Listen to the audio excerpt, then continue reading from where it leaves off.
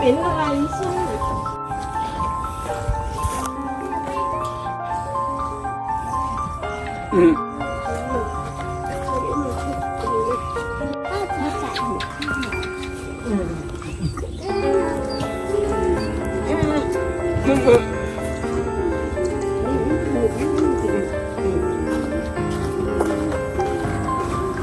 โอ้ยมันจะหมดแล้ว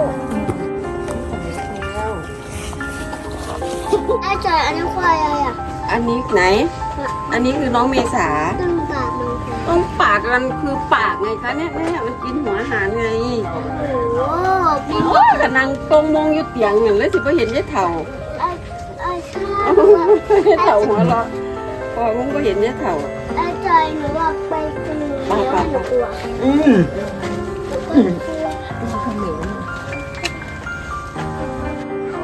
ไปตัดหันตัดหนีอยู่ดิ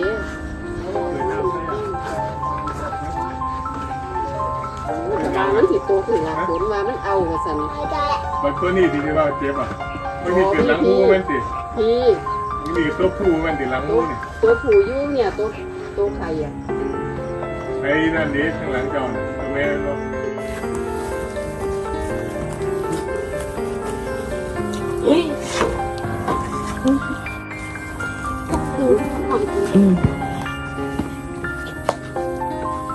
ชื่อพี่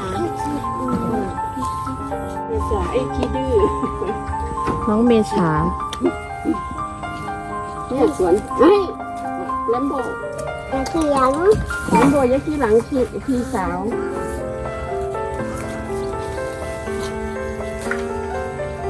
อันนี้ออกมาใหม่เอาเป็นพอเขาบอกพี่ว่าไง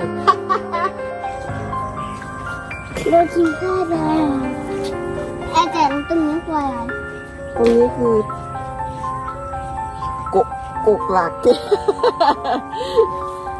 กัดแต่เรื่องเหยียบได้แต่ไม่ต้องเหยียบมันจะเจ็บค่ะมันจะเจ็บอย่าผ่าไม่กินบ้านเนี่ยเป็นกินข้าวใจเลยกินข้าวใจ